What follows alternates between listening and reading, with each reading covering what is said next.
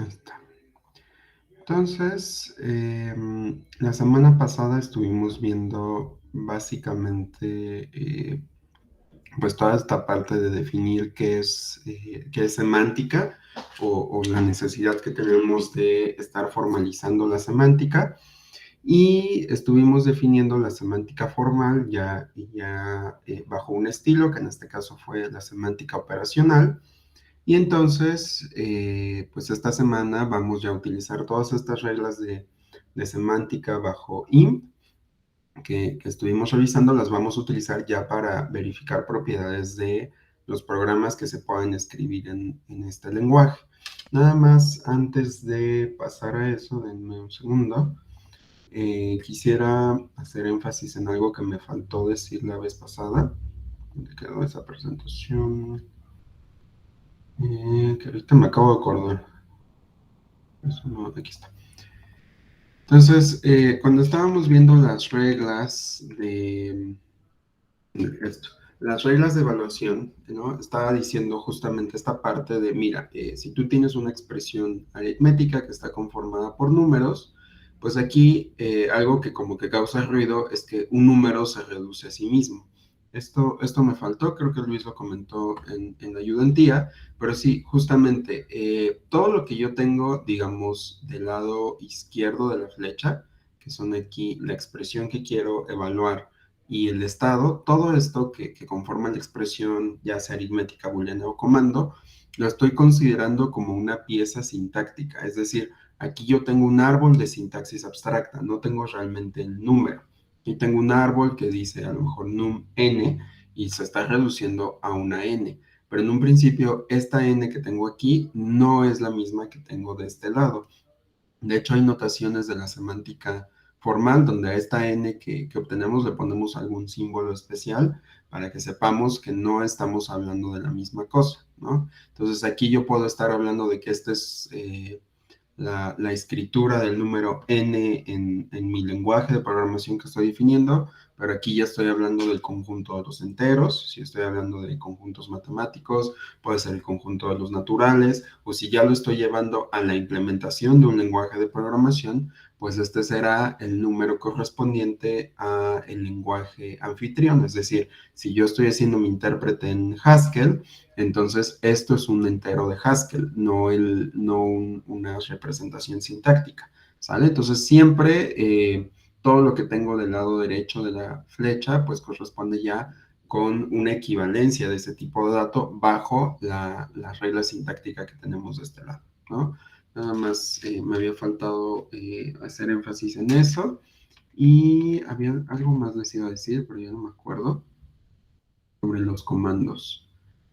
Que bueno, me faltó terminarlos la vez pasada, pero ya los checaron con Luis. Si tienen dudas con alguno, nos dicen. De todos modos, creo que en el ejercicio pues ya los aplicaron. De todos modos, si alguno todavía no les queda claro, si alguno quieren que hagamos más ejemplos, nos dicen y lo vamos checando. Les hago énfasis en que tenemos que tenerlo claro, porque los vamos a usar durante todo el curso, ¿no? Entonces es importante que sí queden claros el comportamiento de todas las expresiones y comandos que tenemos, ¿vale? Cualquier cosa ahí nos van diciendo. Entonces, dicho esto, vamos a empezar ahora sí la parte 2 del curso, que es justamente, ok, ya sé representar la semántica de un lenguaje. ¿Y de qué me sirve tener estas representaciones formales, ¿no? ¿Qué puedo hacer con ellas? Bueno, número uno, me están definiendo el comportamiento, es decir, yo ya puedo tomar esa semántica formal y la puedo llevar a una implementación concreta, la puedo tomar e implementarlo en Java, en Haskell, en C, en Scheme, en el lenguaje de programación que ustedes quieran. Entonces ahora, ¿qué más cosas puedo hacer? Ah, pues mira, si tú ya tienes esta representación formalizada, pues casi siempre cuando formalizamos algo es porque queremos probar propiedades sobre esta noción formal que ya tenemos, ¿no? Entonces lo que necesitamos ahora es, ok, vamos a ver qué propiedades puedo verificar del lenguaje que acabo de formalizar y eso me permite obtener nuevos resultados. Incluso si ya lo tengo en papel, ya tengo un resultado bien hecho en mi formalización, pues entonces ya puedo llevarlo a aplicaciones reales, ¿no? Entonces vamos a ver cómo verificar algunas propiedades sobre nuestro lenguaje IMP Pero esto no se aplica solo a IMP, sino básicamente a cualquier lenguaje que ustedes hayan formalizado, ¿no? Entonces, la primera forma de verificar propiedades, o el primer tipo de propiedad que nos va a funcionar mucho para razonar sobre los programas que estamos escribiendo, es a lo que le llamamos equivalencia semántica. Nosotros ya habíamos visto un tipo de equivalencia, déjenme ver si cerré la otra presentación, no la cerré, que era la equivalencia sintáctica, por aquí la puse, no está, aquí está. Ya habíamos hablado de la equivalencia sintáctica, ¿no? Habíamos dicho, mira, es que dos programas son equivalentes sintácticamente si producen el mismo árbol de sintaxis abstracta.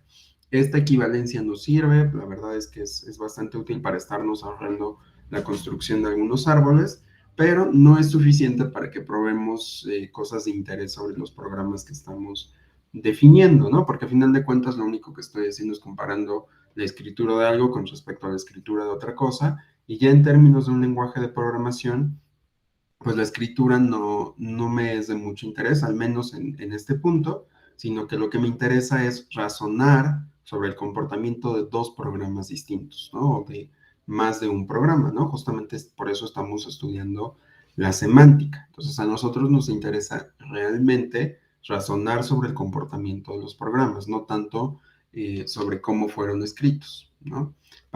En términos de el interés de programas de, o sea, en el área que se encarga de estudiar propiedades sobre cómo estamos escribiendo lenguajes, pues es justamente el área de compiladores, ¿no?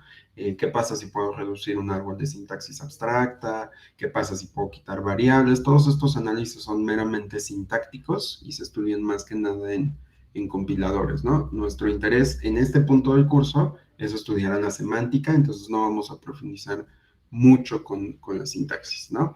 Entonces, en términos de la equivalencia semántica, me interesa saber cuándo dos expresiones, cuándo dos comandos son equivalentes semánticamente. Entonces, para diferenciar entre la equivalencia sintáctica de la semántica, vamos a utilizar este símbolo, ¿no? En la sintáctica estábamos utilizando las tres rayitas, aquí vamos a utilizar este símbolo que coloquialmente le decimos el churrito, ¿no? Entonces, este churrito nos va a ayudar a representar la equivalencia entre expresiones o comandos, ¿no? Entonces, tenemos que distinguir cuándo las expresiones aritméticas son equivalentes entre sí, cuándo las expresiones booleanas son equivalentes y cuándo los comandos son equivalentes. Entonces, en este sentido, vamos a empezar con las expresiones aritméticas. Yo voy a decir que una expresión aritmética A0 es equivalente semánticamente a una expresión aritmética A1 si, solo si se cumple todo esto que tengo de este lado.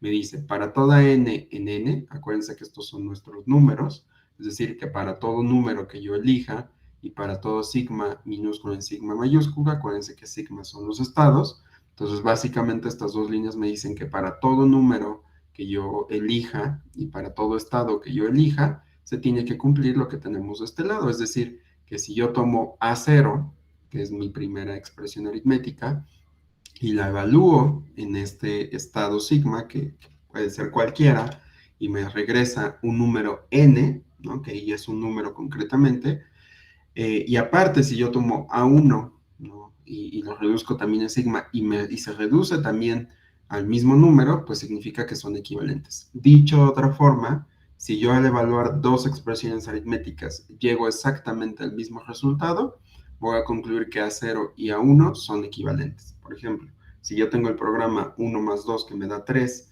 pero tengo el programa 3 más 0 que también me da 3, vamos a decir que esos dos programas, o en este caso estas dos expresiones, son equivalentes semánticamente porque producen exactamente el mismo resultado, pero con la premisa de que tienen que ser evaluados en el mismo estado, ¿sale?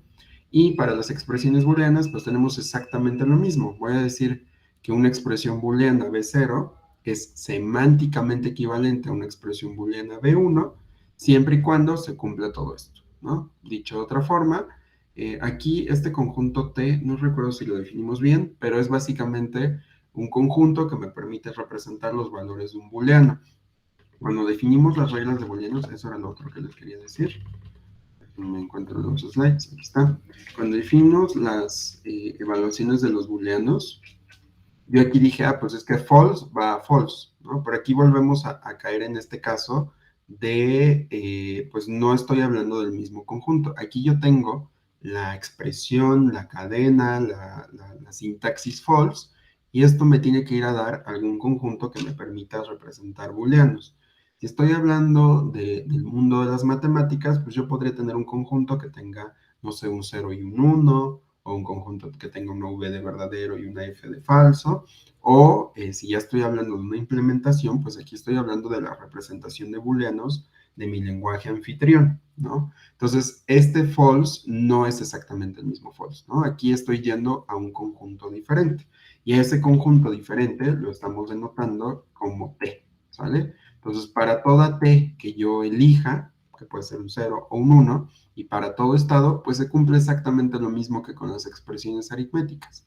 Pero aquí estoy hablando de los booleanos, es decir, si esta expresión booleana bajo este estado sigma se reduce a t, pues la otra también bajo este estado se reduce a t, ¿no? Entonces, dicho de otra forma, si mis dos expresiones booleanas llegan al mismo valor de verdad, que puede ser un 0 o un 1, vamos a decir que son equivalentes, ¿no? Por ejemplo, si yo digo 10 mayor a 3, eso es verdadero. Y si después digo 3 mayor a 2, eso también es verdadero. Entonces, semánticamente las dos expresiones serían equivalentes bajo un mismo estado.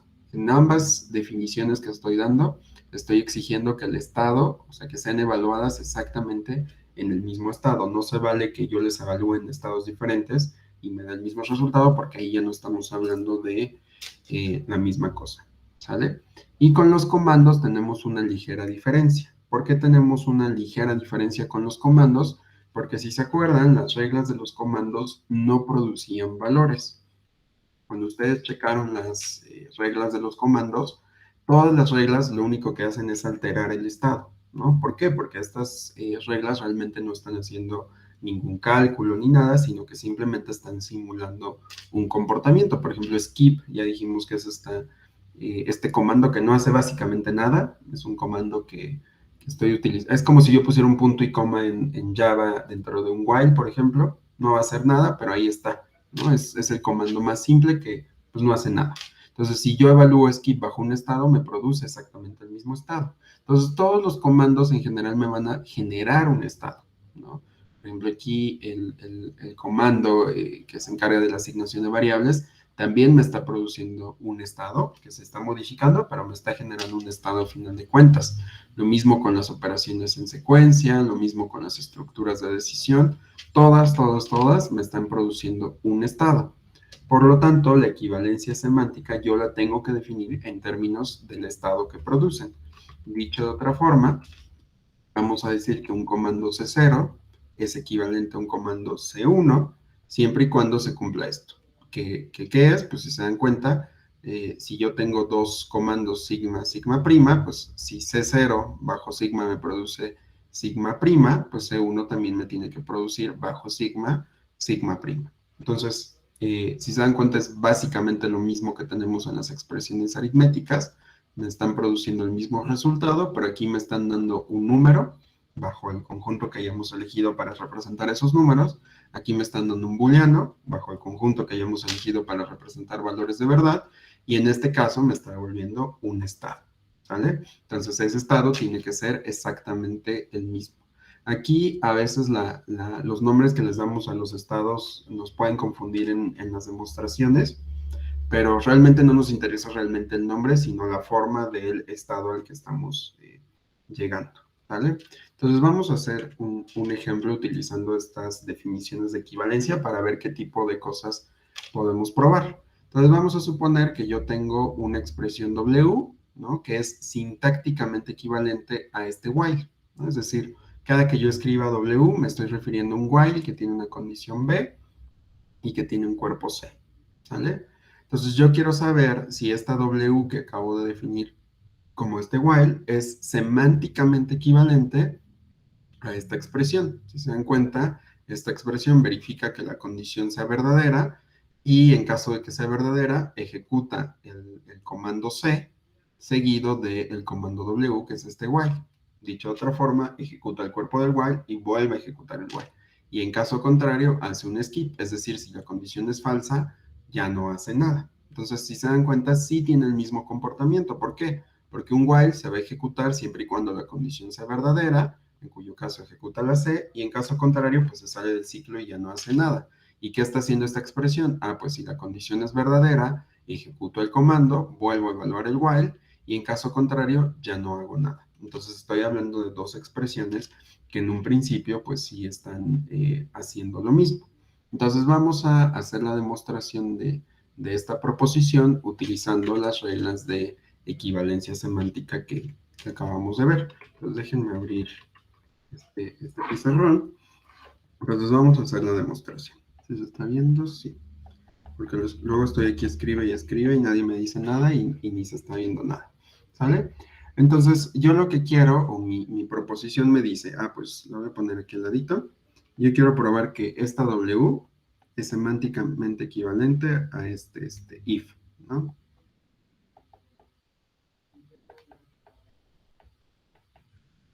Este es mi objetivo, ¿sale? Entonces, ¿qué tengo que hacer para probar que estas dos cosas son equivalentes? Entonces, necesito saber primero que nada bajo qué conjunto estoy cayendo, es decir, ¿qué estoy comparando? ¿Expresiones aritméticas? ¿Expresiones booleanas? ¿O comandos? ¿En qué caso estoy, chicos? ¿Alguien me puede decir? ¿Qué estoy tratando de comparar? ¿Comandos, expresiones aritméticas o booleanos? ¿Comandos? Comandos, exactamente. Entonces, lo que quiero probar es que mi comando W es equivalente a mi comando if. Por lo tanto, si quiero probar que dos comandos son equivalentes, ¿qué tengo que hacer? Pues me voy a mis reglas, que no son estas, déjenme ya cierro esta presentación. No, se le iba a usar. Bueno, ya no importa. ¿Qué tengo que hacer? Pues tengo que evaluar el primer comando en un estado sigma y ver a dónde me lleva. Y después evaluar el segundo comando también en un estado sigma y ver a dónde me lleva. Si ambas cosas me llevan exactamente al mismo estado, pues voy a concluir que son equivalentes. ¿Sale? Entonces, así vamos a guiar esta demostración. Entonces, básicamente lo que queremos probar, déjenme quitar esto.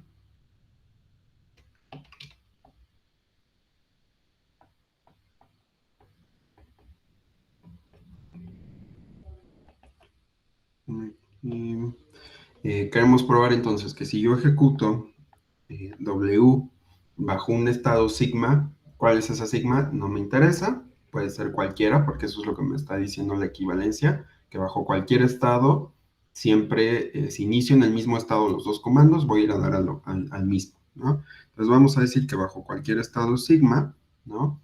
Yo llego a una sigma prima, si y solo si, ¿no? El otro comando, que es mi if,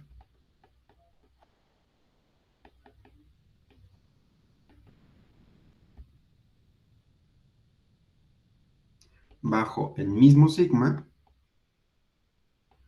me regresa a sigma prima, ¿sale? Entonces, como yo estoy haciendo un sí solo sí, necesito probar tanto la ida como el regreso, ¿no? Entonces vamos a hacer primero la ida. ¿Sí? Esto es blanco, creo que sí. Vamos a hacer primero la ida, ¿no? Entonces, ¿qué tengo que hacer para probar la ida? Pues vamos a suponer que esto que tenemos acá se cumple y vemos entonces qué puedo deducir con las reglas correspondientes, ¿no? Entonces, supongamos que W bajo sigma se reduce a sigma prima, ¿sale? Entonces, si esto se reduce, pues ¿cómo lo hago para verificar que esto se cumple? Pues tendría que ir a ver las reglas del while, ¿no? Entonces vamos a ver cuáles son mis reglas del while. Déjenme vuelvo a encontrar la presentación. Aquí está.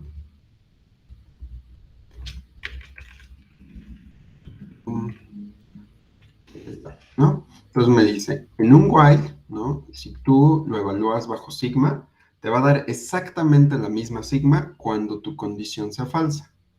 Pero si tu condición es verdadera, al ejecutar el comando obtienes sigma prima y volver a repetir el ciclo, pero ahora en este estado que te modificó el comando, vas a obtener sigma y prima, ¿no? Digo, aquí estoy garantizando que estos programas de cierta forma estoy diciendo que siempre terminan, sabemos que esto no siempre es así, pero bueno, luego veremos ejemplos de esto. Pero en general, pues me interesa cubrir estos dos casos, ¿no? Dado que me está diciendo que partiendo de un sigma me genera un sigma bi'prima, ¿no? Entonces vamos a ver las reglas aplicadas a mi W que tenemos aquí. Entonces la primera regla me dice, ok, si tú ejecutas W en sigma, esto te va a dar sigma tal cual cuando la B que tú tienes en tu cuerpo sea falsa, ¿no?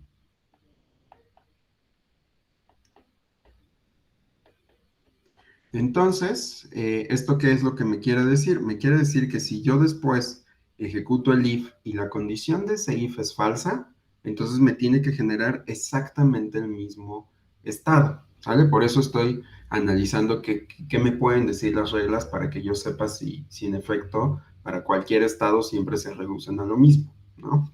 Y después voy a checar el otro caso. ¿Qué me dice el otro caso? Me dice W bajo sigma me va a generar un sigma bi'prima, que era lo que me decían la regla, siempre y cuando ¿qué?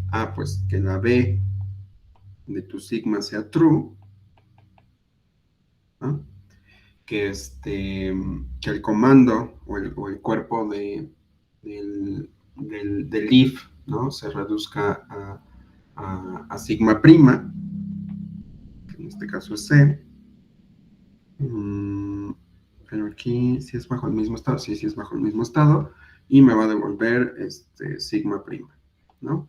Y luego yo tengo que ejecutar otra vez todo el while, es decir, W, pero bajo este nuevo sigma modificado y me tiene que dar sigma bi'prima, ¿no? Pero aparte, aquí ya no estoy usando directamente, o sea, esta no es la definición de la regla como tal, sino que la estoy ejecutando con un while particular de cierta forma, porque estoy haciendo la demostración, pero aquí en realidad yo tengo que tener un desarrollo adicional para que yo garantice que aquí pues tenga en efecto una sigma bi'prima. Pero bueno, eso lo vamos a omitir de momento. También aquí pues yo tendría que desarrollar el booleano para saber que esto es true en efecto, lo mismo con el comando, ¿no? Es decir, hacer toda la derivación completa.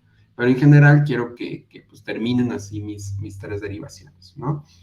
Entonces ya vi que si W tienen el booleano false, pues me va a devolver exactamente el mismo estado. Y aquí si el booleano tiene true, me va a devolver otro estado al que le estoy llamando sigma y prima. Entonces me tengo que asegurar que justamente al demostrar o al ejecutar el if, pues tenga exactamente el mismo comportamiento, ¿no? Que es lo que me dice la equivalencia semántica. Entonces no se les olviden estas dos cosas. Los voy a encerrar aquí de rojo, porque es a lo que queremos llegar con el if. Entonces vamos a analizar ahora las reglas para el if.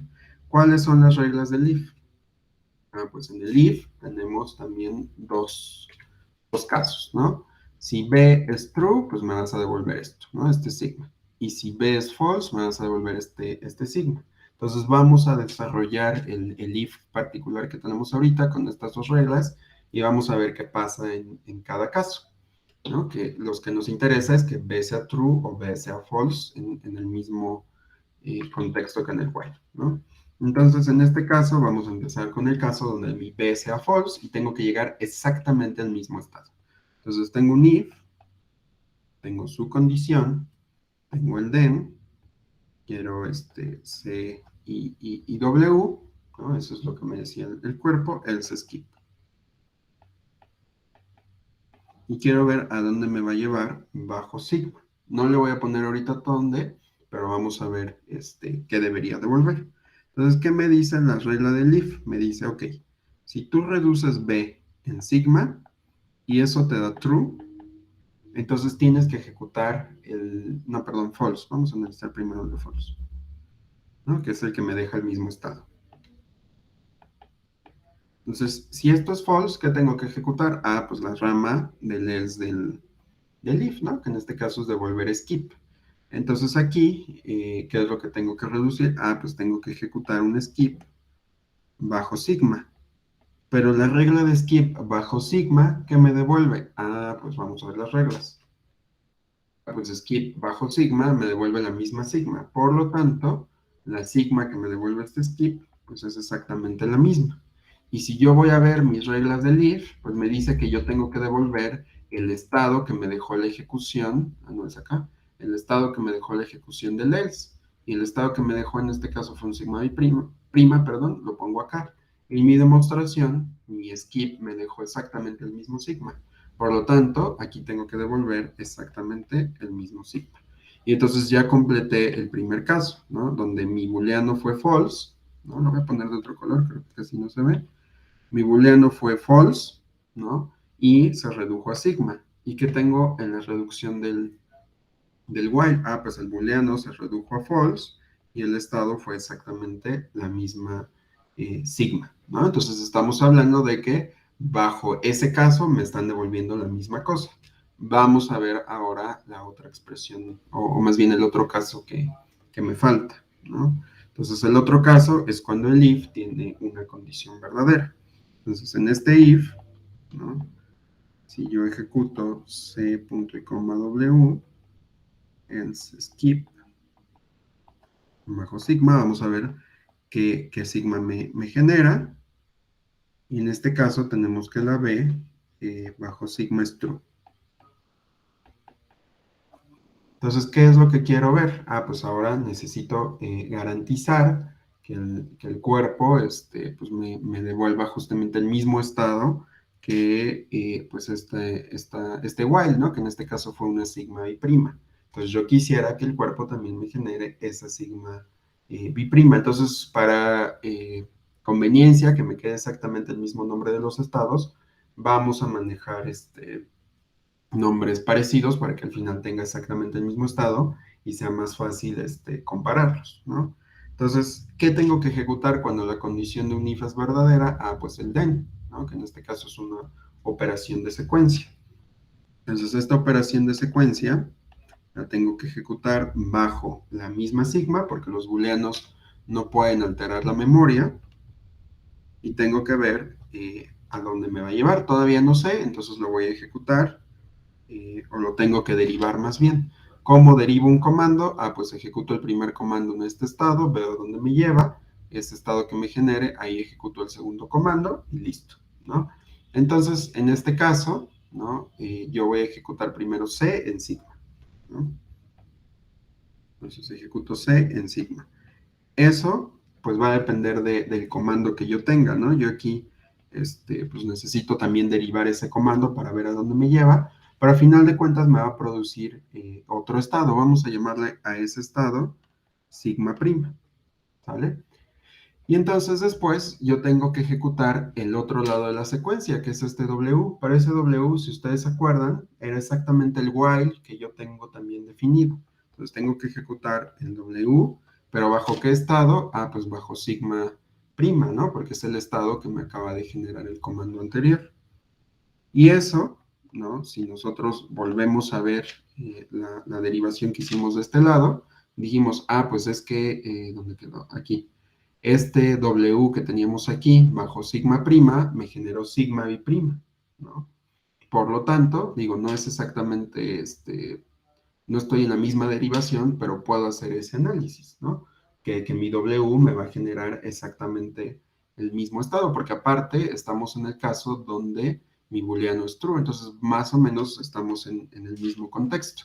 Entonces aquí genero básicamente mi sigma y prima. Digo, también me falta desarrollar el while, pero aquí yo llego a una sigma y prima. Y la regla de la operación de secuencia que habíamos definido también por acá, me dice, ah, pues el estado que te deje el segundo comando es el estado en el que tú terminas. Entonces, si este comando me dejó en sigma y prima, ¿dónde terminé? Ah, pues en sigma y prima. Y la regla del if me dice, el estado donde te deje este comando es el estado donde terminaste y me deja en sigma y prima. Entonces, siguiendo este análisis, pues ya caímos nuevamente en lo mismo.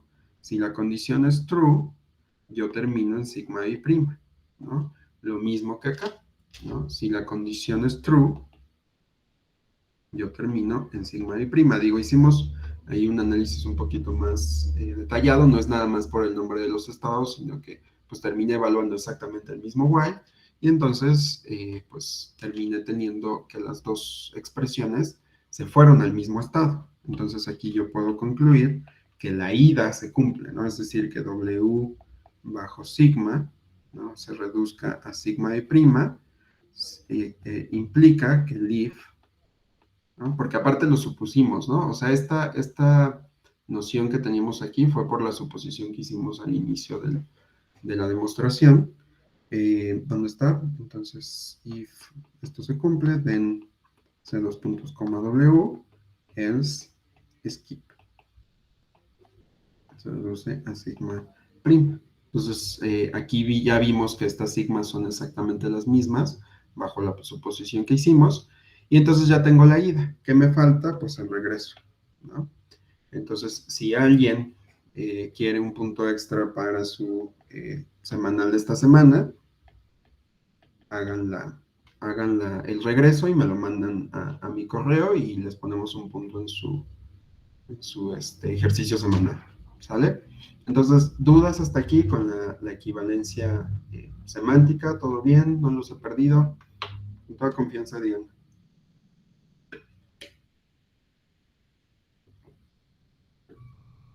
Va, perfecto. Entonces, vamos a pasar a lo que sigue.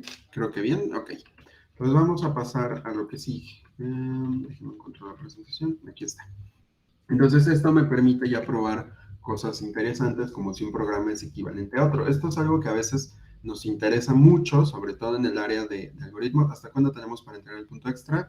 Hasta el domingo, ¿no? Que si quieren, entréguenlo junto con el punto extra, ahí mismo. O me lo mandan a mi correo o pónganlo en su entregable para que sepamos que sí lo hicieron. ¿Sale? Ok. Entonces, ¿qué les estaba diciendo? Ah, sí, algo que es importante en computación siempre, o algo que siempre nos interesa, y que a veces no le damos mucha importancia, es saber cuándo un programa es equivalente a otro. Sobre todo en el área de algoritmos, a veces yo siempre quiero un programa que sea más eficiente, ¿no? En análisis de algoritmos ustedes ven, pues, cómo calcular tiempos con términos de Big O, y a veces, pues yo tengo un algoritmo cuadrático y quisiera cambiarlo por otro que sea lineal, ¿no? Pero yo necesito saber antes de pues, sustituir un algoritmo por otro, pues que esos programas hacen exactamente lo mismo.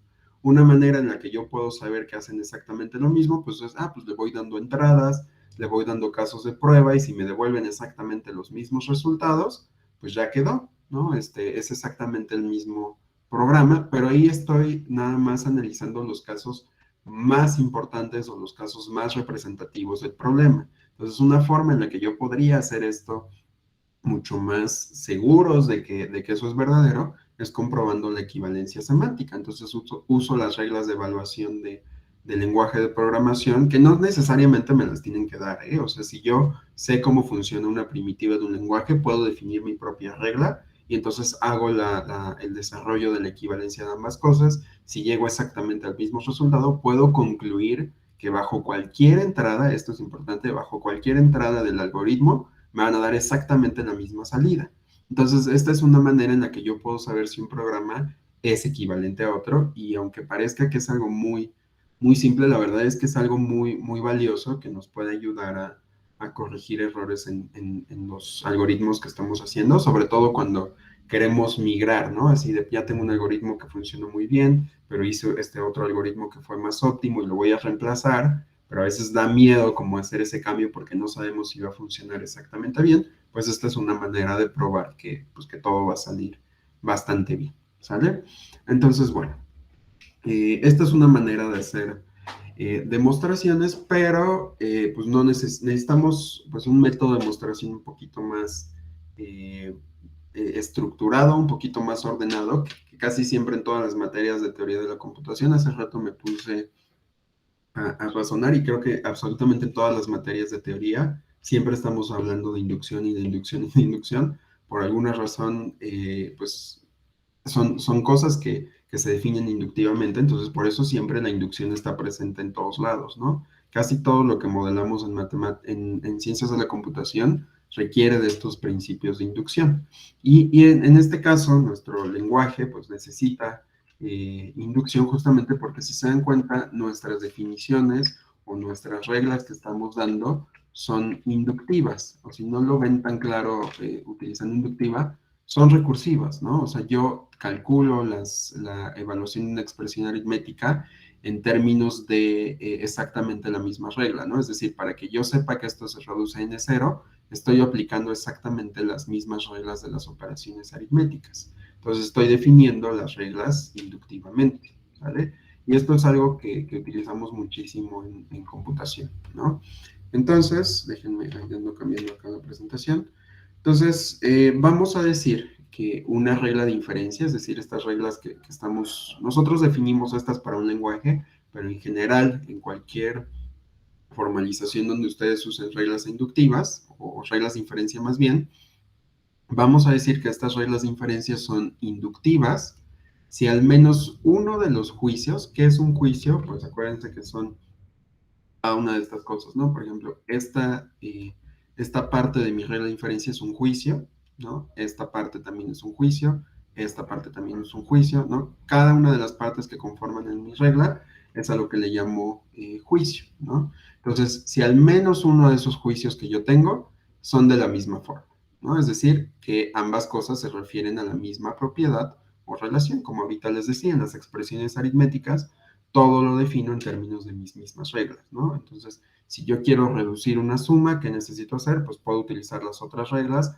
para reducir esa suma, ¿no? Una resta, una división, y al final termino en las reglas de los números, pero sigo dentro de la misma relación. En este caso, mi relación es la de evaluar una expresión, ¿no? La flechita. Entonces, justamente estas reglas que estoy definiendo son inductivas, ¿no? Entonces, estas son las reglas de inferencia y en conjunto me producen una definición inductiva. Vamos a decir que una definición inductiva es un conjunto finito de reglas de inferencia donde al menos una de ellas es inductiva. Entonces, en este caso yo estoy definiendo a mi conjunto de las expresiones aritméticas, estoy definiendo cómo evaluar cualquier expresión de las expresiones aritméticas con distintas reglas de inferencia y tengo al menos una que es inductiva. Por lo tanto, toda mi definición es inductiva, ¿sale?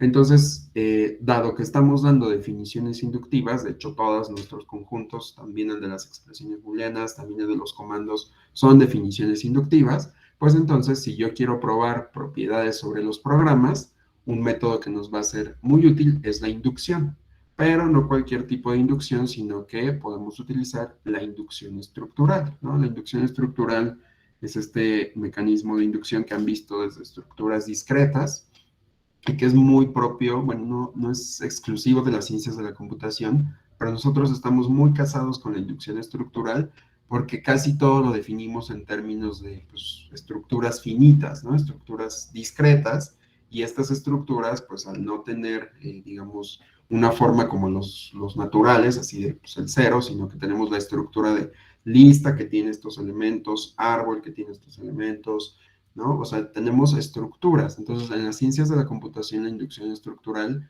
siempre es nuestra amiga, ¿no? Y justamente porque es nuestra amiga, pues porque nos permite ir siguiendo esta técnica de reducir el problema en términos más chiquitos, ¿no? En términos de las subexpresiones.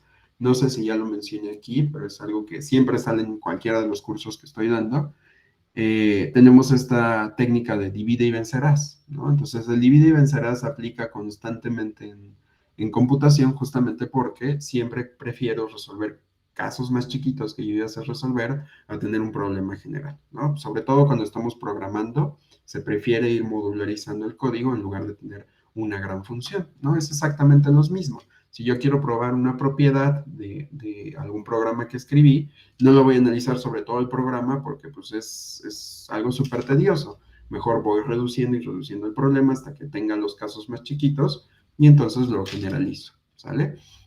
Entonces la inducción estructural, de hecho, si se han dado cuenta, se comporta muy parecido a la inducción matemática. De hecho, siempre nos enseñan primero inducción matemática y luego inducción estructural porque se parecen muchísimo, ¿no? La diferencia es que la inducción estructural, en vez de utilizar subexpresiones, lo que utiliza es el predecesor de un número, ¿no? Entonces voy haciendo el valor más pequeñito, ¿no? Y puedo probar alguna propiedad sobre los naturales, ¿no? Entonces, ambos métodos de demostración justamente se rigen por lo que llamamos principio de inducción, ¿no? Entonces, si no se acuerdan de sus clases de discretas o de álgebra superior o cualquier otro curso donde hayan visto inducción, este es el principio de inducción matemática, ¿no? Entonces yo tengo una propiedad que quiero probar acerca en este caso, de los números naturales, ¿no? Entonces si quiero probar P para todo el conjunto de números naturales,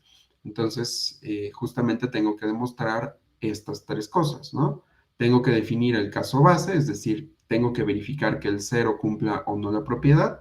Aquí los computólogos amamos decir que el cero es un natural, pero ya saben, aquí a veces se toma el uno como base y demás, pero en general la idea es la misma, ¿no? El caso base es justamente que pues el elemento más chiquito de los naturales cumple con esta propiedad, ¿no? Después tenemos la hipótesis de inducción, que consiste, ok, ya probaste que el cero es natural, ahora quiero probarlo para cualquier otro número. Entonces, ¿cómo hago eso? Pues vamos a suponer que se cumple la propiedad para cualquier número, ¿no? Y entonces lo que quiero probar, como utilizando esta hipótesis, es justamente que el sucesor también lo cumple. Entonces, si yo supongo que un valor chiquito cumple la propiedad, utilizo los constructores, en este caso el sucesor, para ver que se siga manteniendo esta propiedad. Es algo que hemos hecho desde discretas, hemos hecho en lógica, en autómatas, incluso en lenguajes un poquito, bueno, depende del enfoque, mucho o poquito. En muchas materias han estado usando la inducción, a lo mejor la matemática no propiamente, pero así funciona la inducción en general. Y por el otro lado, tenemos a la inducción estructural. La inducción estructural pues depende mucho del conjunto de la definición que estemos utilizando. En este caso vamos a ejemplificarla como con las expresiones aritméticas, pero también lo puedo definir para las expresiones booleanas o también lo puedo definir para los comandos. Entonces vamos a analizar el principio de inducción estructural para las expresiones aritméticas. En este caso yo también tengo que definir cuál es el elemento más pequeño de mi definición. ¿Cuál es el elemento más pequeño? Pues si yo me voy a mis reglas que definen a las operaciones aritméticas, tengo que detectar aquellas reglas que no tengan premisas y esos van a ser consideradas mis casos más pequeños. En este caso, pues los números no tienen premisas, lo puedo considerar un caso base y los identificadores tampoco tienen premisas, lo puedo considerar también un caso base. Y estas otras que tengo aquí, pues serían es donde básicamente estoy aplicando mi recursión. Entonces, en términos de estas reglas que tenemos aquí, vamos a definir tanto la hipótesis de inducción como el paso inductivo, ¿no?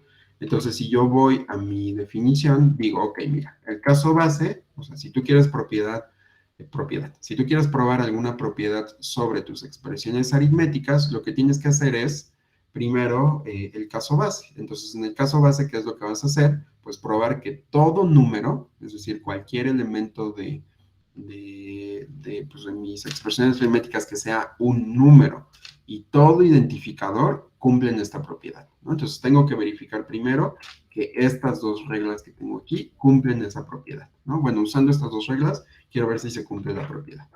Y por el otro lado, en mi hipótesis de inducción, voy a tener que suponer que se cumple la propiedad.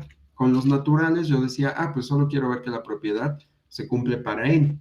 ¿Por qué para n? Pues porque en los naturales siempre solo voy manipulando un número. Mi construcción de los números pues no requiere muchos valores, ¿no? O sea, no tengo parámetros ni nada por el estilo. Bueno, sí en el sucesor, pero es 1. Y aquí yo para construir expresiones ya perdí mi definición. Para poder construir expresiones aritméticas, necesito ver cuántos argumentos tienen los constructores. Entonces, ¿cuántos constructores tengo en las expresiones aritméticas? Tengo el constructor de la suma, tengo el constructor de la resta y tengo el constructor de la multiplicación.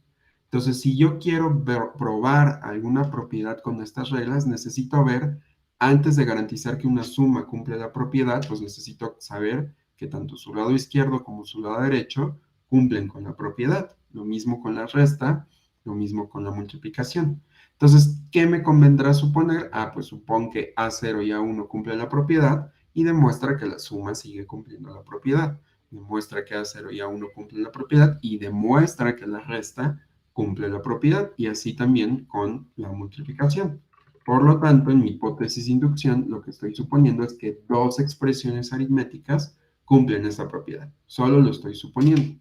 Y en el paso inductivo, bajo esta suposición, pues entonces ahora sí, vamos a probar que se cumple esta propiedad, es decir, que cumplen la suma, cumplen la resta, bueno, que la suma, la resta y la multiplicación cumplen también la propiedad, ¿no? Entonces, esta es una manera de definir el principio de inducción estructural para las expresiones aritméticas. Entonces, si algún día me dicen, quiero saber si las expresiones aritméticas de int cumplen con esta propiedad, pues basta con que yo utilice este principio de inducción. Lo mismo con los booleanos, lo mismo con los comandos, nada más hay que definir para cada uno de los casos cuál es el caso base.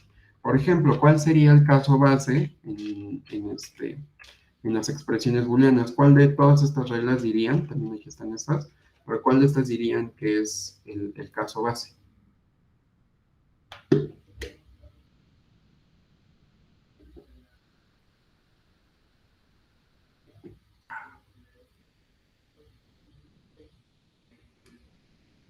¿Nadie? ¿Cuál es el caso base del conjunto de las expresiones booleanas? Las constantes lógicas. Exacto, ¿no? Las constantes básicas. Entonces, acuérdense, son las reglas que no tienen premisas. Entonces, estoy diciendo, si yo tomo false, pues este es mi caso base. Entonces, tengo que ver que false satisface la propiedad. Tengo que ver que true satisface también, bueno, la regla de true y la regla de false, ¿no? No false concretamente, sino los constructores, bueno, las reglas. Y después, ¿qué tengo que hacer? Ah, pues tengo que probar usando mi hipótesis de inducción, que cómo la voy a construir, pues con estas reglas. Entonces veo, mira, la igualdad requiere pues dos cosas sobre las expresiones aritméticas, entonces aquí incluso puedo ocupar los dos principios de inducción simultáneamente, ¿no? Entonces ahí ya necesito saber cosas sobre las expresiones aritméticas. Y después aquí tengo puros booleanos, pero también lo estoy haciendo en términos de los booleanos. Entonces en mi hipótesis de inducción tendría que suponer que este booleano y este booleano cumplen con la propiedad y después pruebo que la conjunción también la cumple, ¿no? Entonces es la misma receta, lo mismo para los comandos. Detecto los casos base, que en este caso pues solo es nuestro skip, ¿no? Y en el otro caso pues tengo que hacer suposiciones correspondientes a cuántas expresiones necesito, ¿sale? Entonces, bueno, así se definen los principios de inducción estructural. Si no se acuerdan muy bien de esto, pues chéquense sus apuntes de lógica, de autómatas, qué sé yo, ¿no? Donde hayan hablado de estos principios. Entonces, vamos a hacer un ejemplo utilizando el principio de inducción estructural para las expresiones aritméticas.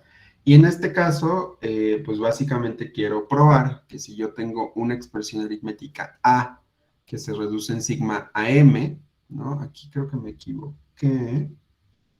No, sí, sí, sí, porque estoy diciendo que es para toda expresión aritmética, ¿no? Entonces, para toda expresión aritmética, si esa expresión aritmética se reduce a m y al mismo tiempo reduzco esta expresión aritmética a m', pues no se vale, o sea, bajo nuestras reglas de inferencia, pues no, esto nunca va a tener sentido, ¿no? Estoy reduciendo una expresión aritmética en un estado y en un lado me da m y en el otro lado me da m', pues eso como que no tiene mucho sentido porque estoy en el mismo estado. Entonces, en un principio me deberían de dar lo mismo, ¿no? Entonces, aquí lo que quiero probar es que me quiero asegurar que siempre, siempre, siempre que yo reduzca la misma expresión aritmética con el mismo estado, siempre me da lo mismo, ¿no? Es decir, la evaluación de expresiones aritméticas es determinista. Eso es lo que quiero demostrar, ¿sale? No se vale que me den cosas diferentes. Entonces, vamos a utilizar la inducción estructural para probar esto, ¿no? Entonces, déjenme vuelvo a abrir el pizarrón, que ya se durmió. Entonces, déjenme... Aquí está. ¿Sale? Entonces, lo que quiero probar es justamente que se cumple esto, ¿no? Es decir, proposición. Quiero probar que si yo tomo cualquier expresión aritmética en sigma, si esta se reduce a m, y al mismo tiempo si esa expresión aritmética en sigma se reduce a m', pues entonces m es igual a m'. ¿Sale? Entonces vamos a demostrar esto por inducción estructural.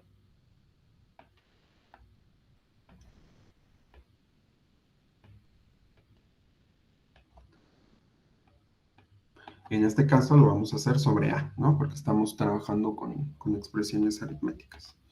Entonces, ¿qué tengo que hacer? Pues tengo que probarlo para el caso base, tengo que suponerlo para dos expresiones aritméticas y probar que se cumple para la suma, la resta y la multiplicación.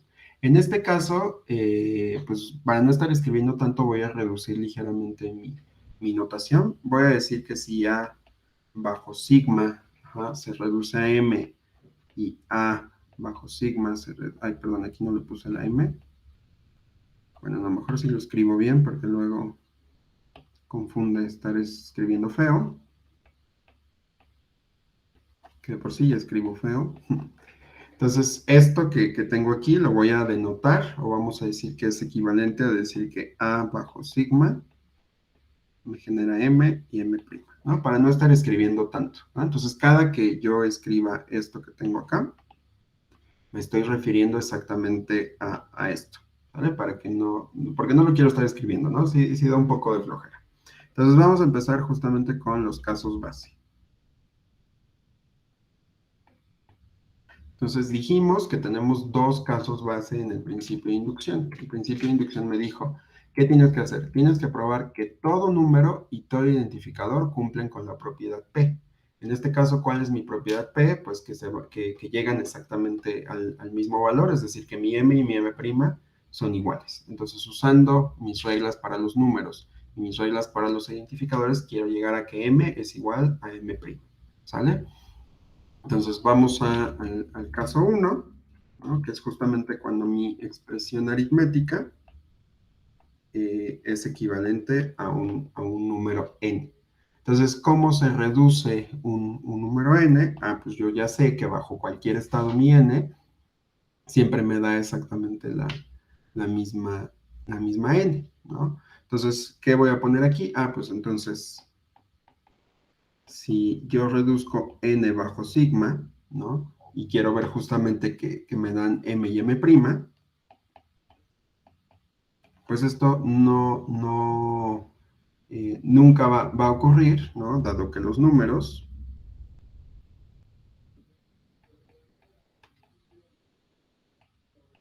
solo tienen una regla, ¿no? O sea, no hay manera de que con un número yo llegue a una m y con otro, con el mismo número llegue a otra m', porque solo hay una regla, ¿vale?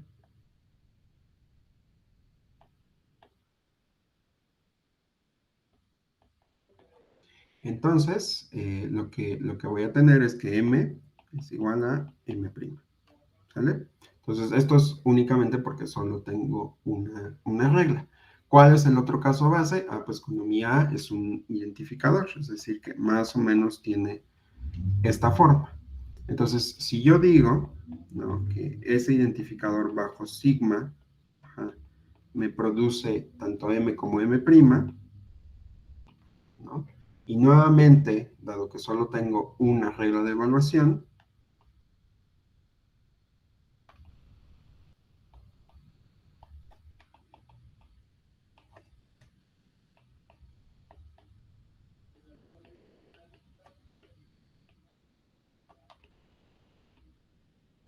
ajá, entonces tenemos que M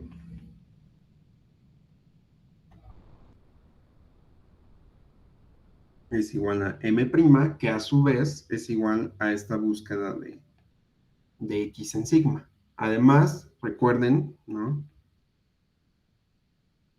que sigma es una función, y dado que es una función, pues no se vale que una función me lleve a dos lados diferentes, ¿no? Entonces, digo, ahí podríamos echar más choro, pero básicamente esa es la explicación de por qué los dos casos base cumplen con la propiedad, ¿no? Dado que mis números solo tienen una regla de evaluación, cuando yo lo ejecuto en sigma, pues la única forma de que me lleve a una m y a una m', pues es que m y m' sean iguales, porque solo se pueden reducir bajo una regla. Lo mismo para los identificadores, solo se pueden generar o evaluar bajo una regla, y esa regla lo que hace es una búsqueda en sigma, pero sigma es una función, entonces cuando yo le pida el valor de x a sigma, me puede dar uno y solo un valor, ¿vale? No se vale que me dé, ah, pues x vale 2 y x vale 3, ¿no? Entonces, dado que ambas reglas solo tienen más bien dado que en ambos casos solo tengo una regla de evaluación y ambas me dan un valor único, pues entonces podemos concluir que los dos casos base cumplen con la propiedad, ¿sale? Entonces, ¿qué es lo que sigue? ¿Qué dice mi principio de inducción? Ah, pues ahora tienes que usar la hipótesis de inducción. ¿Cómo defino esa hipótesis de inducción? Ah, pues tengo que suponer que se cumple la propiedad para dos expresiones aritméticas, ¿vale?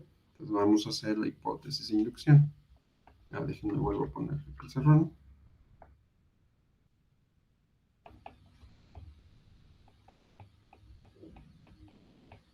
Entonces, ¿qué tengo que hacer? Tengo que suponer que la propiedad se cumple para A0 y para A1. Es decir, si yo ejecuto A0, pues eso me va a llevar a dos valores y esos valores tienen que ser iguales. Y lo mismo para A1, ¿no? Entonces, supongamos que se cumple P para A0 y A1, ¿no?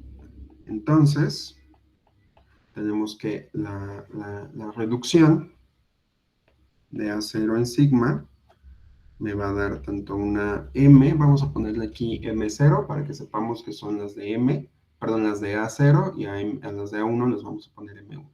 Entonces esto me puede llevar a M0 o a M0', y aquí con la particularidad de que estas dos cosas son iguales. Eso significa que cumplen la propiedad. Y tenemos lo mismo para A1.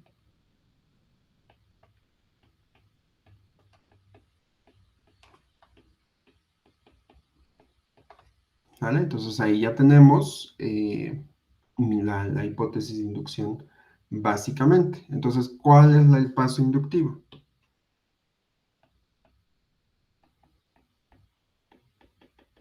Pues el paso inductivo consiste en, utilizando mi hipótesis de inducción, que es la que acabo de escribir aquí arriba, pues tengo que probar que la suma, la resta y la multiplicación cumplen con la propiedad. Entonces aquí le vamos a poner, por demostrar, ¿no?, que A0 estrellita, donde estrellita puede ser una suma, una resta o una multiplicación, ¿no? Pues también cumplen la propiedad. Es decir, que si yo evalúo esto en sigma, ¿no?, me va a dar una M, M y M', y entonces M es igual a M'. Quiero probar eso. Esto es a lo que quiero llegar. Entonces vamos a hacerlo con nuestra hipótesis de inducción. Entonces vamos a decir entonces que si A0 estrellita A1 bajo sigma me llevan a M y a M', pues entonces tenemos que ir a las reglas de cada una de las operaciones. Pero si nos damos cuenta, las reglas de cada una de las operaciones, ¿dónde están? Son básicamente las mismas, ¿no? ¿Qué dice? Ah, pues reduce el lado izquierdo, reduce el lado derecho y aplica la operación. Reduce el lado izquierdo, reduce el lado derecho y aplica la operación. Reduce el lado izquierdo, reduce el lado derecho y aplica la operación. Entonces, en los tres casos tengo que hacer exactamente lo mismo. Por lo tanto, pues podemos decir que tienen la misma forma. En realidad tendríamos que hacer esto por separado, pero yo le puse la estrellita para no tardarnos tanto, pero pues es básicamente la misma idea, ¿no? Entonces, si tenemos esto, ¿no?, y dado que por cada operación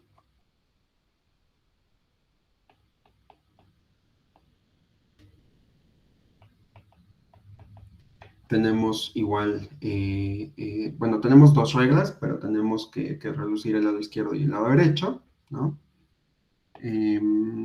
Dado que tenemos, dado que por cada operación tenemos, dijimos, una única regla,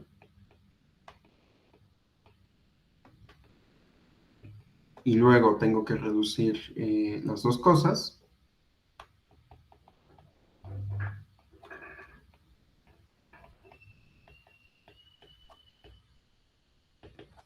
entonces, ¿cuáles son esas dos cosas? Ah, pues reducir a 0 y reducir a 1.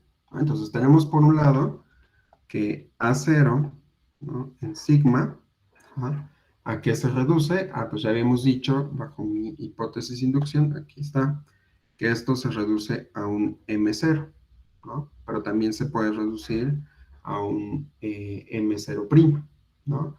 Pero también tenemos el de A1. El de A1 se reduce a M1 o a M1', ¿no? Es básicamente lo mismo porque estamos diciendo que son iguales, ¿no? Entonces, ¿qué es lo que tengo que hacer aquí? Ah, pues mira, tienes por un lado que A0 con sigma se reduce a M0, ¿no? Y que A1 con sigma se reduce a M1, ¿no? Y entonces, si yo ya tengo estas dos cosas, ¿no? En todas mis operaciones ya reduje esto, entonces ahora me falta solo aplicar la operación.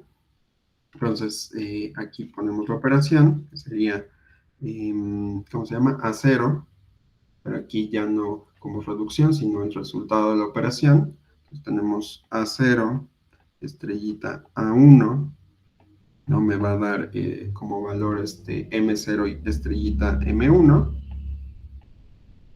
pero esta operación pues vamos a decir que es M, ¿sí? O sea, lo que yo quiero es esta regla, ¿no? Tengo A0 estrellita A1, y yo sé que eso se reduce a la reducción del lado izquierdo. Déjenme borrar esto. Sería M0, estrellita M1, y yo quiero saber si esto es M, ¿no? O M'. Entonces lo que estoy haciendo es básicamente reduciendo ambas cosas. Aquí me faltó la sigma. Y aquí me tiene que dar M0. Aquí tengo A1 bajo estrellita y me tiene que dar M1, ¿sí? Entonces, bajo esta regla, yo lo que tengo es justamente que ¿dónde está el señalador? Aquí está. Que A0 con sigma me da M0, que A1 con sigma me da M1, y entonces que A0 con sigma, y aquí me faltó esto, se reduce a esta operación que tenemos de este lado. Y eso es mi M. Pero por el otro lado tenemos el otro caso de mi hipótesis de inducción, que ¿cuál era? Que también me lleva a los valores que son primas, ¿no? Es decir, aquí tengo A0 con sigma, ¿no? Me lleva a M0', y A1 con sigma también me lleva a M1'. Si yo tuviera dos posibles evaluaciones para cada una, pues entonces A0, estrellita A1 con sigma, me va a llevar a M0', estrellita M1', ¿no? Que esto sería igual a mi M'. Y yo dije que quiero probar que M es igual a M', pero M es igual a M0, estrellita M1, y esto es igual a M, ¿qué era? M0 es prima, estrellita M1', ¿no? Y aquí, dado que esto puede ser una suma, resta, multiplicación, suma, resta, multiplicación, y si nos vamos a las pues, leyes de la aritmética, básicamente, la única forma de que estas dos cosas sean iguales, y dado la hipótesis de inducción, donde tenemos que M0 es igual a M0', tenemos M1 igual a M1', pues entonces concluimos que estas dos operaciones o estos dos resultados son exactamente el mismo, y puedo concluir que M es igual a M', ¿no? Y por lo tanto, pues ahí termina justamente mi demostración, porque estoy probando que llegamos exactamente a la misma cosa partiendo de la hipótesis de inducción, ¿sale? Entonces, esto se cumple para toda expresión aritmética. Entonces, puedo hacer esto nuevamente también con los booleanos, puedo hacer esto también con los comandos, ¿no? Para ver si cumplen esta propiedad, ¿sale? Entonces, así es como aplicamos los principios de inducción, ¿sale? ¿Dudas hasta aquí? ¿Todo bien? Esto es básicamente un repaso porque es algo que ya han hecho en otros cursos, ¿no? Pero quiero que vean cómo se aplican por aquí. Va, perfecto. Entonces, si se dieron cuenta, digo, a lo mejor ya lo había notado también en otro curso, esta idea de seguir el principio de inducción con su caso base, su hipótesis de inducción, su paso inductivo, pues se parece muchísimo al principio de inducción matemática. Entonces, mientras la inducción matemática opera con los naturales y la inducción estructural opera sobre estructuras que yo estoy definiendo inductivamente, depende del conjunto, aquí lo hicimos con expresiones aritméticas, pues el proceso es básicamente el mismo. Tomo los casos base y voy reduciendo los valores. Entonces, justamente esto viene del hecho de que la inducción matemática y la inducción estructural son casos especiales de un principio de inducción un poquito más general y poderoso, que es el que llamamos inducción bien fundada, ¿sale? Seguramente si alguien, por ejemplo, llevó autómatas con Francisco Quirós, ahí lo vieron así, no lo vieron con el nombre de inducción estructural, lo han de haber visto con el nombre de inducción bien fundada, justamente por este hecho, ¿no? De que la matemática y la estructural, pues son casos especiales de este método de prueba, ¿no? Entonces, la inducción bien fundada justamente se aplica a conjuntos inductivos bien ordenados, perdón, que fue algo que les preguntamos en el cuestionario. Entonces, ¿a qué le vamos a llamar conjunto inductivo bien ordenado? Pues básicamente a estos conjuntos que se pueden ordenar de acuerdo con un orden estructural que nosotros demos, ¿no? Normalmente ese orden estructural lo denotamos así, es el símbolo de menor, le ponemos una S de estructural, bueno, en inglés. Entonces, yo lo que necesito saber siempre es si un elemento es más pequeñito que otro, ¿no? Entonces, aquí yo voy a decir que A es menor que B estructuralmente, siempre y cuando B se construya a partir de A, ¿no? Por ejemplo, ahorita en mis expresiones aritméticas, para que yo pueda construir la suma, necesito tener el lado izquierdo y el lado derecho construidos también, ¿no? Entonces, justamente puedo construir cosas a partir de otras, ¿no? Entonces, para que yo pueda tener, esto es un conjunto bien ordenado, necesito que tengan esta propiedad. Si se dieron cuenta ahorita mis expresiones aritméticas la cumplían, los números naturales pues también lo cumplen perfectamente, para eso tenemos la función sucesor. Y entonces, pues a partir de estas definiciones yo puedo usar la inducción bien fundada, ¿no? Por otro lado, si tengo un conjunto inductivo bien ordenado, ¿no? Bajo esta propiedad de orden que tienen que definir los conjuntos, podemos demostrar que una propiedad con elementos de C, ¿no? No, que podemos demostrar una propiedad P de elementos C inductivamente, ¿no? Entonces, si se dan cuenta, el proceso que tenemos aquí, pues son básicamente los principios de inducción que estábamos viendo, ¿no?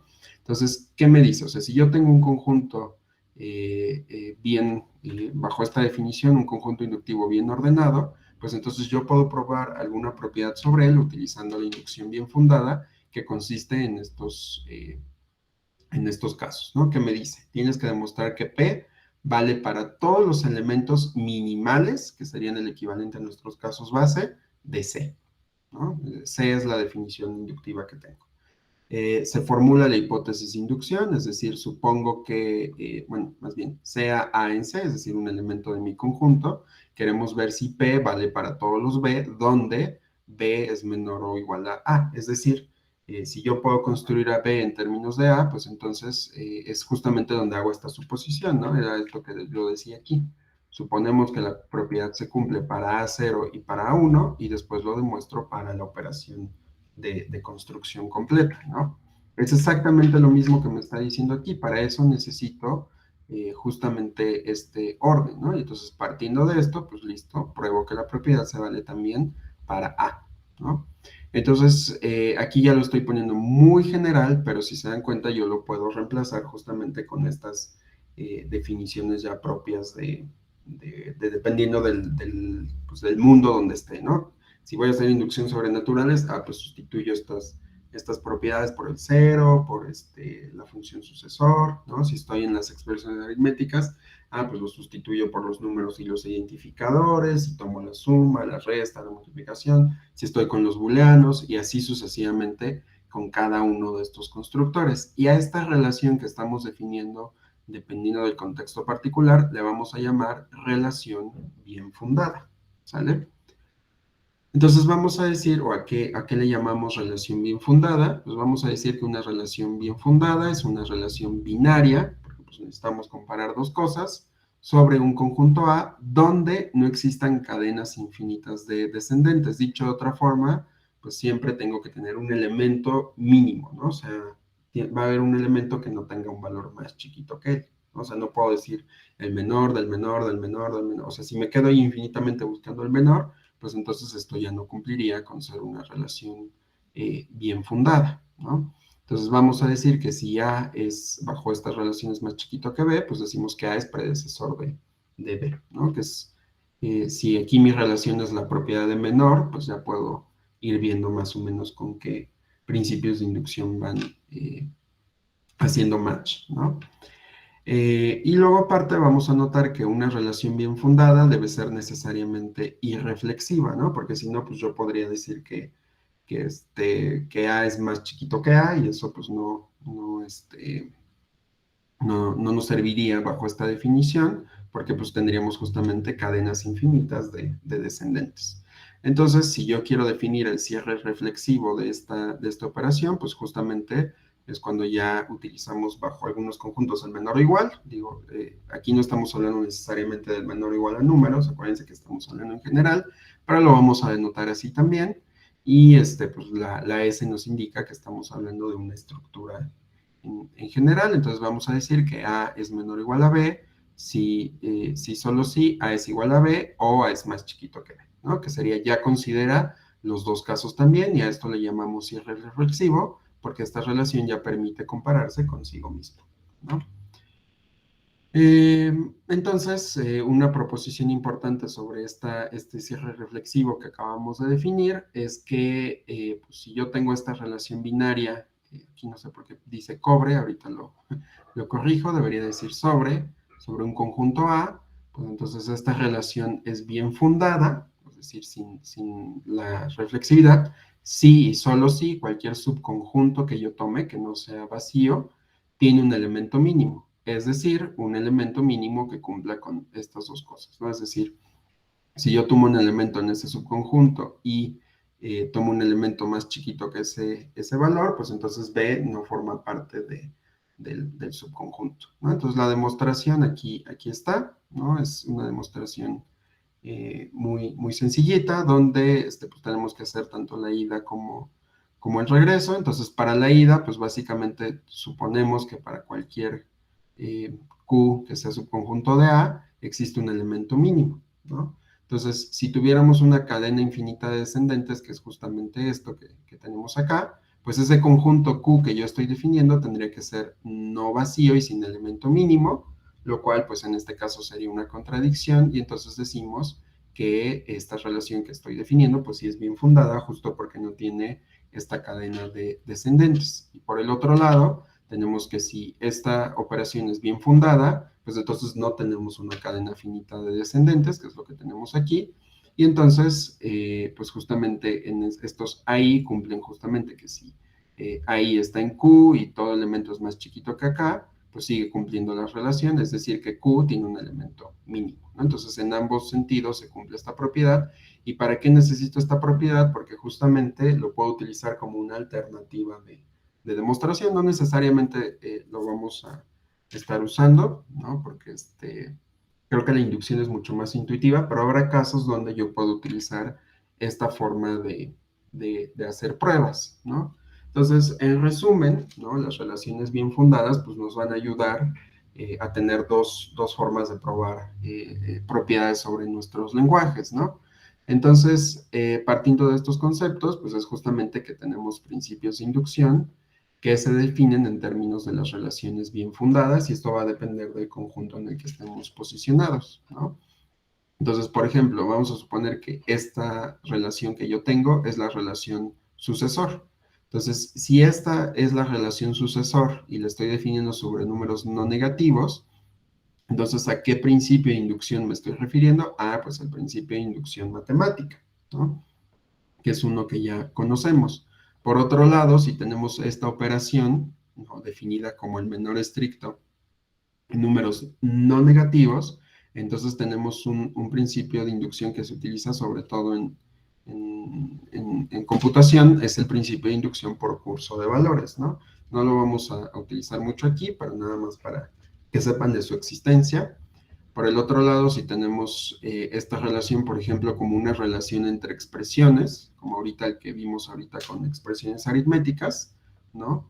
Entonces, aquí partiendo de que pues puedo tener subexpresiones que son más chiquitas que una expresión más general, pues entonces obtenemos el principio de inducción estructural y así podríamos ir siguiendo la lista únicamente cambiando esta operación y vamos obteniendo distintos principios de inducción, ¿no? Justamente indicando que todos estos pertenecen al principio de inducción bien fundada, ¿sale? Entonces, como les decía, esta proposición que estamos checando, ¿no? Digo, no profundicé mucho en ella porque lo que me interesa es el resultado, no tanto la demostración, que está muy sencilla, pues nos da dos alternativas de demostración, ¿no? Entonces, a lo mejor yo no quiero usar la inducción propiamente, pero quiero utilizar este resultado. Entonces, ¿qué es lo que voy a hacer? Ah, pues en lugar de hacer esta parte de, pues la hipótesis de inducción, ¿cómo se llama? Los casos base y el paso inductivo, pues entonces supongo que mi conjunto es bien fundado, ¿no?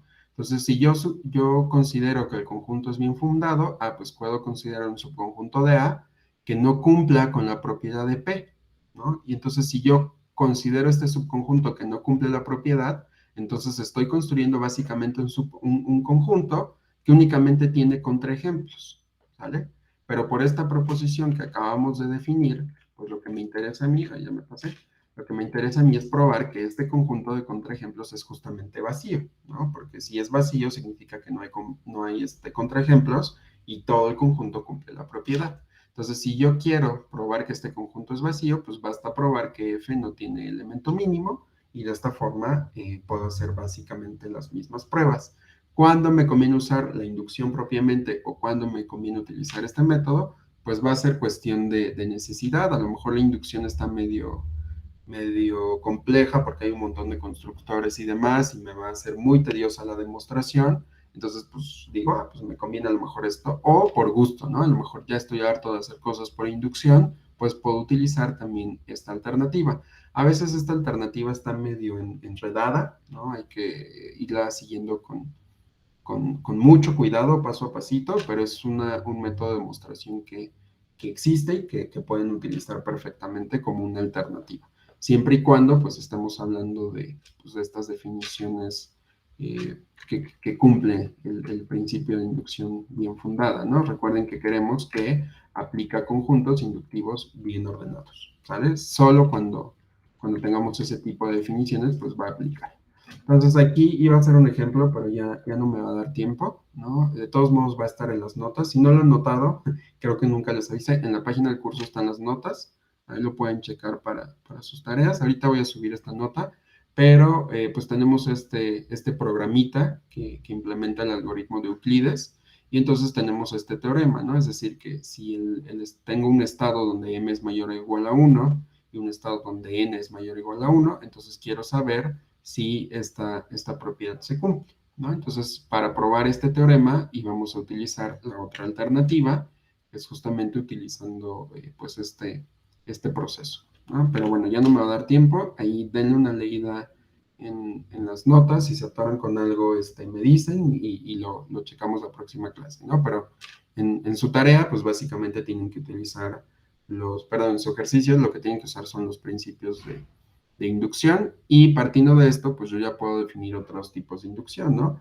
Si yo estoy definiendo todo en términos de reglas, pues puedo hacer inducción sobre reglas. Si estoy partiendo las reglas permiten construir derivaciones, pues puedo hacer inducción sobre las derivaciones también. Entonces, ejemplos de todo esto lo van a ver mañana con Luis, y pues ahí cualquier duda nos van diciendo, ¿sale? Entonces, hasta aquí lo voy a dejar y continuamos la próxima semana. Bueno, mañana con Luis y conmigo la próxima semana. Nada más como aviso, bueno, ya voy a detener la grabación.